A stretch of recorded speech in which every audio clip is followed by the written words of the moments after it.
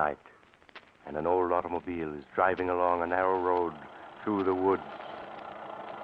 At a point where a second road, even narrower, crosses the first, the car stops. Here you are, young fella. This is the professor's place.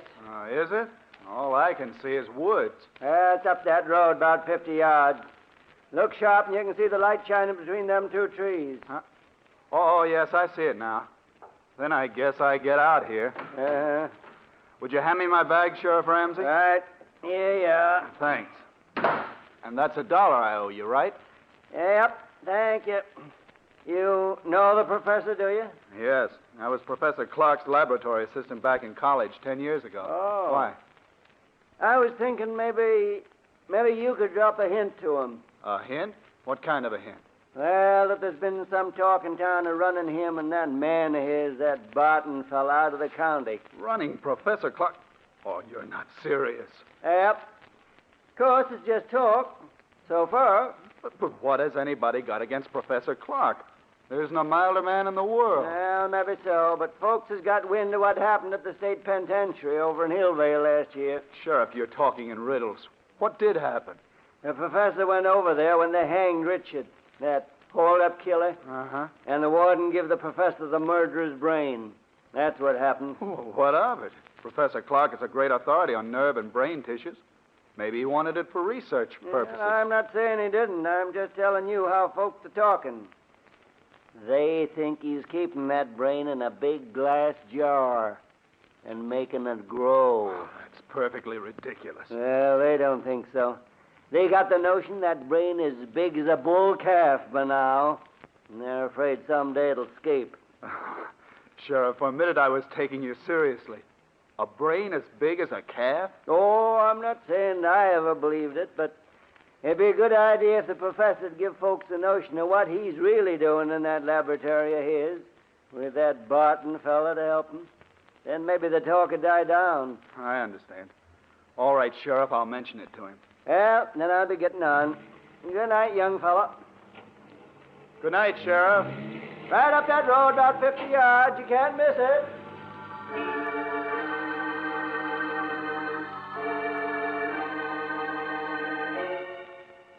A few moments later, Dr. Richard Dale was knocking on the door of an old stone house almost hidden among the trees. A frail, white-haired old man answered the door. An old man who could hardly speak in his joy as he gripped Richard Dale's hand. He led the way down a long hall to a great room where strange equipment took up almost every inch of space. Retorts and electric furnaces, generators, batteries, and great glass vats. Dr. Dale stared around him in intense curiosity as Professor Clark helped him off with his hat and coat. There. Now, sit down, Dick, my boy. Sit down and let me get a good look at you. So, you got my letter? Oh, yes, of course you did, or you wouldn't be here. Thanks, Professor. Yes, I got your letter, and it made me so curious I took the first train. You promised me a surprise. Well, is this it, this amazing laboratory? No, my boy. I'll come to that in a moment, after you've met Barton, my assistant. Barton? I don't seem to know the name. Should I? No, he's not famous yet. But he will be. He's been with me only a few months, but I couldn't get along without him. He certainly sounds interesting. You'll like him, I'm sure you will.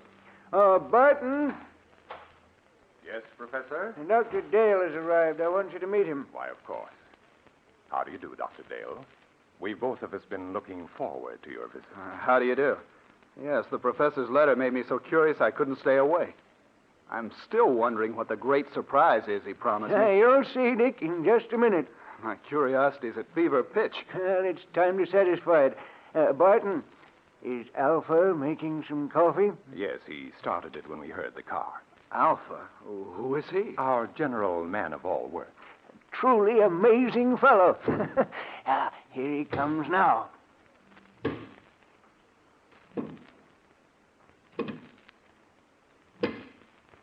Shall Alpha serve coffee? Good heavens. I said you'd be surprised, Dick. He's not human. He's a machine. A robot. Yes, my boy.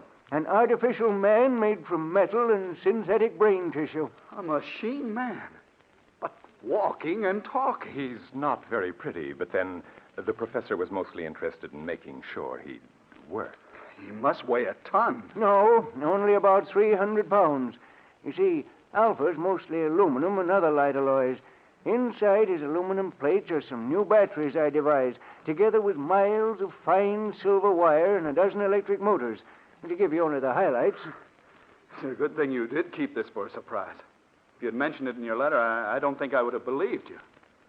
Shall Alpha serve coffee now? Yes, Alpha.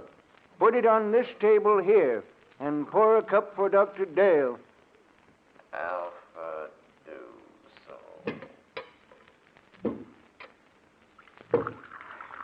Still can't make myself believe it. Alpha poured coffee. Go on, Dick. Take it. Huh? Oh, yes, of course. Al, thank you. Alpha, this is Dr. Dale, our guest. Any orders he gives are to be obeyed. Alpha understands. He looks clumsy, but he poured the coffee as well as a man could. Yes, my boy, Alpha has capabilities you'd never suspect to look at him. Here, I'll show you. Alpha, Alpha hears. the fireplace needs more wood. Put on that big log there. Alpha, do it.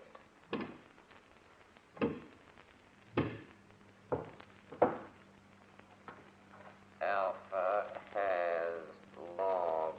Now, break it in half. Alpha, break it. 6-inch log, and he's breaking it with his hands. Alpha, put log on fire. Good. We won't need you any more tonight, Alpha. You can go back to your room now. Alpha is going. Be sure to switch off your batteries. They're going to need recharging tomorrow. Alpha understands. That's the most incredible thing I ever saw. You see, Dick, I try to treat Alpha as if he were really a man. So I give him a room of his own. Like any machine, he's completely inactive when his batteries have been switched off. But his brain continues to function.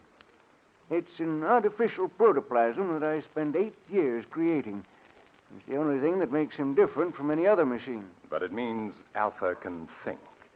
Think like a man. A machine that can walk and talk and think. Ah, but Alpha's not the only surprise I have for you, Dick. He's not? No, I have another one, even more astonishing. But you'll have to wait until morning to learn about that, because now it's time we were both in bed. I suppose you're right. It's after 1. I know you must be tired. I'm getting old, so I'm going up to bed now, Dick. Barton will show you to your room. Of course, Professor. I'll see you in the morning, then. Yes, we'll have a long talk tomorrow. Good night. Good night, Professor Clark. Oh, Dr. Dale. Yes, Barton? Could we talk for a minute before I show you to your room? Oh, yes, of course. It occurs to me the professor forgot to tell you why he asked you here. Oh, yes, that's true. And I've been so interested I forgot to ask. It was his hope that you'd stay indefinitely and help us carry forward the work we've been doing here. Stay indefinitely? Well, I have my own work. Don't say no yet. Now, just think, Dr. Dale. Alpha is stronger and more rugged than a man. He needs no rest, no food. Yet he can do the work of 3 men. He can plow, reap, run machinery. Think how much drudgery a million like him could lift from mankind's shoulders. Yes, that's true. And already Alpha is technically obsolete. Professor Clark has the blueprints for a new machine man, as superior to Alpha as an airplane is to a bicycle. We want you to help us build them. Well, I'm certainly tempted. Perhaps I could arrange. Ah, excellent. And now there's only one more thing I want to tell you. Yes? What is it? It's about Alpha. You must help me persuade the professor to dismantle him. Dismantle him? Why? he has become dangerous. I don't understand. Because he was the first successful machine man that the professor built. He is imperfect in many ways. He's not completely reliable. I'm afraid that someday he may escape from the house and so do some damage that would seriously upset our plans. Yes, that could easily happen. The local inhabitants are unfriendly enough as it is. I know. Sheriff Ramsey was warning me about that tonight. All right, I'll speak to Professor Clark about it tomorrow. Ah, good. Then I'll show you to your room now, if you wish. Yes. I am sleepy. If you'll just come this way.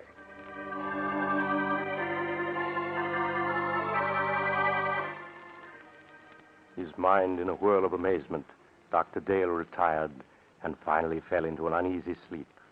How long he had slept, he did not know. When abruptly he woke with a scream ringing in his ears. Help! Dick! Help! Quick! The cry came from downstairs. Dr. Dale leaped from his bed and raced down to the lower floor. Dick! Help! Help me! In the lower hall, he found Barton hammering on the heavy door of the laboratory. Professor Clark! Professor Clark, what's wrong? What's happened? It's the professor. I heard him call for help. Yes, so did I. It woke me up. The door's locked. He must be in there, but there's no sound in there now. Well, we've got to break the door down. Yes. Put your shoulder beside mine. Right. You ready? Ready. And shut. There! Professor Clark, where are you? Professor Clark. He's not here. Yes. Here he is, lying on the floor beside the window. He's been murdered. It was Alpha. It must have been. No one else could have done it. But where is Alpha? The window. It's open. He went out that day. We've got to go after him. I'm afraid it's hopeless. At night in these woods, we couldn't possibly find him. No, you're right. It'll Of be course. morning soon. Then I think he'll come back. He knows that he can only go a few more hours before his batteries must be recharged. Then we can capture him and destroy him. But, Barton, why did he kill the man who created him? The professor must have come down to the laboratory for some reason. Occasionally, when he couldn't sleep, he would do that. He may have decided to make some more tests of Alpha. Yes, but that doesn't explain During why... the test, something must have occurred. When Alpha returns, we can find out. Poor Professor Clark. Well, we'll have to notify the police. There's only the sheriff. In any case, I think we should wait till morning and then report the professor's death as an accident. An accident? Yes. If the authorities learn the truth, our research may be stopped. And when Professor Clark has achieved so much, can we let it go for nothing? No, of course not. Dr. Dale, we must carry on his work for him. Yes, that's what he would want. Then you will help me continue it? You'll stay? Yes. Yes, I'll stay.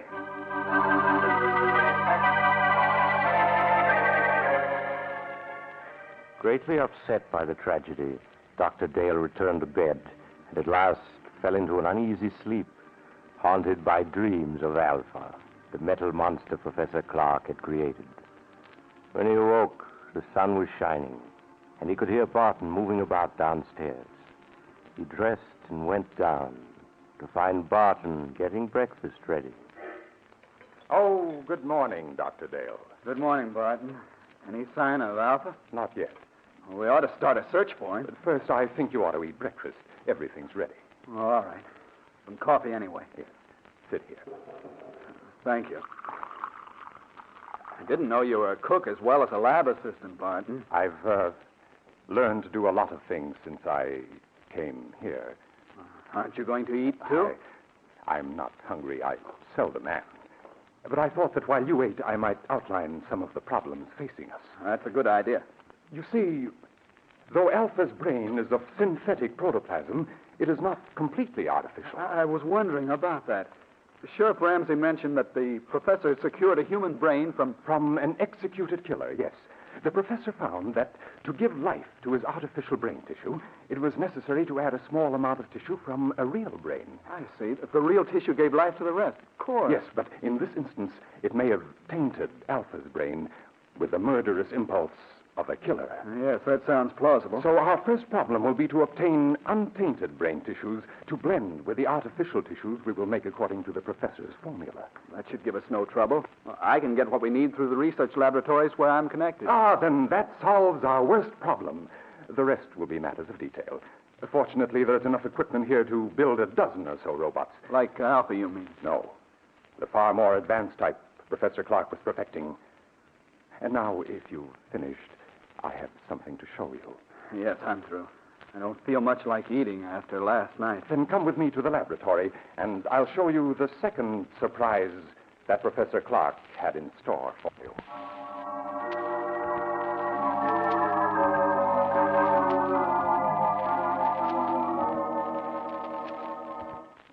Here we are.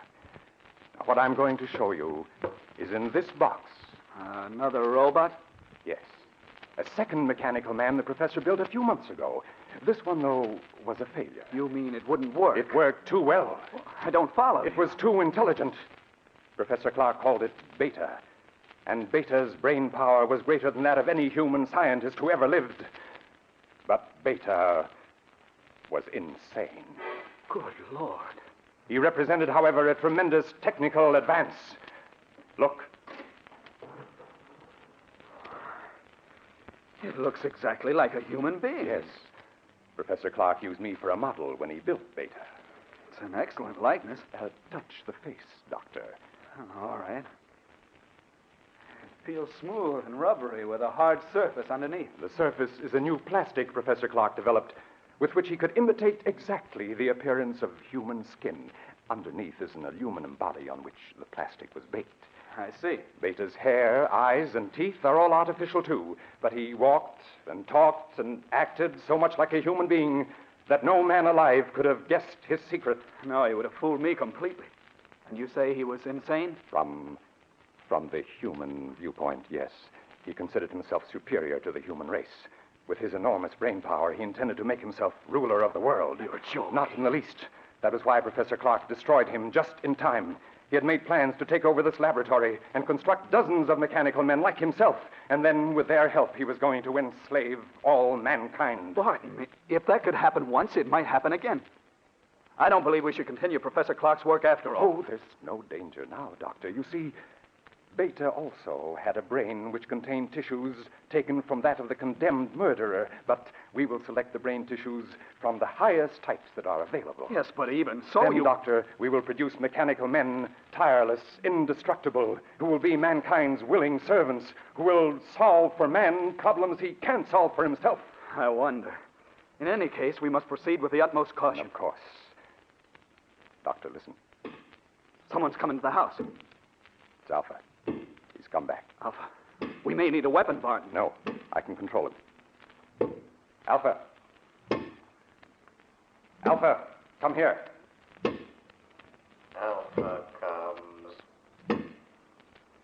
Alpha, you killed Professor Clark. Why did you do it? Professor said he would destroy Alpha. And you killed him because of that? Alpha does not want to be destroyed. But you're just a machine. What difference does it make to you? Alpha is machine that lives. Alpha is stronger than you. Alpha is better than you. Alpha, be quiet. We must destroy Alpha at once. You are right, Doctor. Do you hear, Alpha? You are to be punished. Alpha hears. But first, we want to know where you've been. Did anyone see you? Men saw Alpha. Men saw you? What do you mean? 2 men driving automobiles saw him. And what did they do? They tried to hit Alpha with automobile. And then what happened? Alpha stopped automobile. Alpha killed 1 man. Killed him? Other man ran off in woods. Alpha could not find him. Alpha came back. We can't keep this a secret. No matter what happens, we must notify the authorities at once. No, wait, let me think. We can't. The bell, there's someone at the door. I'll see who it is. You stay here. But what about Alpha? I'll switch off his batteries, then he can't move. There. Now I'll see who's at the door.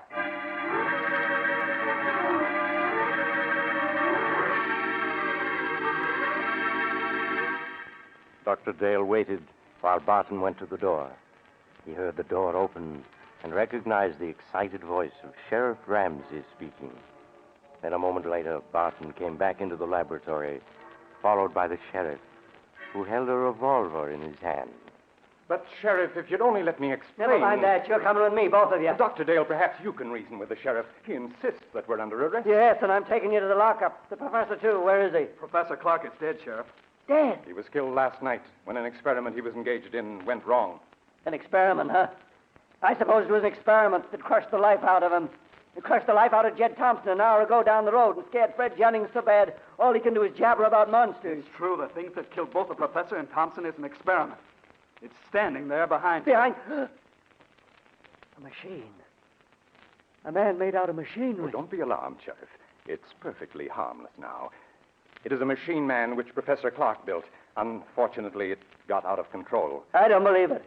I don't blame you, Sheriff, but that's the truth. I think I can convince you. What are you doing? Stand still. I'm simply going to switch Alpha on. There. Now he can move and speak as well as you and me. That thing talk. You're lying. You're up to something. Alpha, will you tell the sheriff that it was you who killed Mr. Thompson? Alpha killed him. He tried to hit Alpha with car. So that's what the professor was up to all this time. Building that thing. Now, Sheriff, surely you realize that we are not murderers. Maybe not, but you'll come to jail just the same. You're partly responsible anyhow. But, Sheriff... Anyway, it's for your own protection. There's a mob on its way out here from town. They're going to burn this place down. What? I got to put you in jail for your own safety. They're ready to lynch you right now. Burn the place down. That's what I said. So turn that machine thing off and come along. We ain't got much time. No. All this equipment, machinery, the professor's notes, they must not be destroyed. We must stop them. Yes, Sheriff, the loss to science... Never mind science. You got your own skins to worry about. That mob means business. Let's get started. I'm afraid we can't do that, Sheriff. You can't. I got a six-shooter here that says different. We have no choice, partner. Oh, yes, we have. Alpha, take the gun away from this man. What are you doing? Stop him! Stop him or I'll... No! Let me go! Stop him! Too late. Too late, Dr. Dale. He's dead. Alpha crushed him. Yes, Dr. Dale. Now, you're a murderer. In a good cause. The life of one man or of a dozen men cannot stand in my way. You don't expect me to keep silent about this, do I you? think you will. Alpha. Alpha. He doesn't answer. His batteries have gone dead. That last burst of energy must have drained them dry. But it makes no difference. I think it does. A big difference. There, see this? It's Sheriff Ramsey's revolver with 3 bullets still in it. Now put your hands up. I must explain something to you, Doctor. You can talk, but if you move, I'll shoot. I only want to say that nothing is going to interfere with my plan to build more of the improved form of robots that Professor Clark perfected before his death. Robots who look and act so much like men, no one can detect them. They'll never be built. I intend to destroy all of Professor Clark's notes. They will be built by me. I shall build 10, 100, 1,000. Then I shall lead them with a superior intelligence to the mastery of the world. You're mad. Of course I should have guessed. No, Doctor, that's not the answer. I shall tell you the truth. And then you must die. Stand still or I'll shoot. You remember last night when the professor said he had another surprise for you? An even greater surprise than Alpha? Yes? That surprise, Doctor, was Beta, the second robot. So perfect it looked like a man, but so intelligent that human beings were as children in comparison. But Beta was destroyed. No, Doctor, Beta was not destroyed. But you must be destroyed. Stand back. Stand back, I say. All right, then I'll shoot. And now, Doctor, your bullets are gone. You aren't even hurt. Bullets cannot harm me. That's what I'm trying to tell you. Beta, the second robot, was not destroyed. But I saw him. What you saw was only an initial attempt that failed. The real Beta still exists. You see, Dr. Dale, I am Beta. You? Yes, I, too, am a mechanical man. And now, you must die. No. No, stay away from me. Stay away!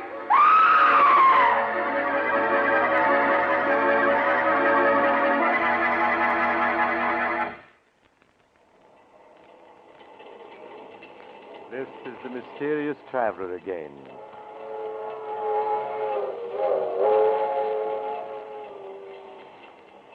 What happened to Dr. Dale? Why, he's still alive. but of course under observation in a hospital. In fact, it was he who told me the story. You see, the mob that was coming to burn down the house arrived just in time to save him. But Barton, or Beta as he called himself, escaped. He could hardly have survived all those bullets if he had been human, could he? I wonder if the story is true. Do you suppose that somewhere a strange individual who is really a robot is making other mechanical men, preparing to carry out Barton's plan to rule the world? Oh, you haven't time to talk about it now. You're getting off here. I'm sorry. But perhaps we'll meet again soon. I take this same train every week at this same time.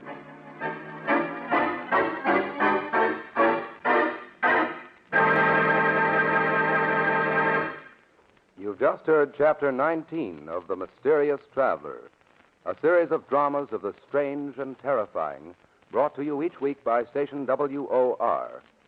In tonight's story, Beware of Tomorrow, Will Hare played Dr. Dale, and Don Randolph played Barton. Also featured were Maurice Tarplin and Philip Clark. The Mysterious Traveler, written by Bob Arthur and David Cogan, is directed by Jock McGregor. Original music was played by Doc Whipple.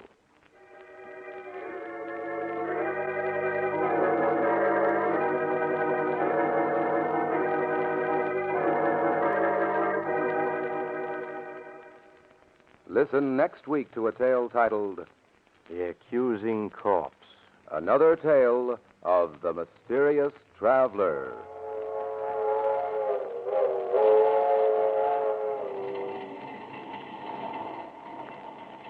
The Mysterious Traveler is presented over WOR Mutual every Sunday at 7 over most of these stations. This is Mutual.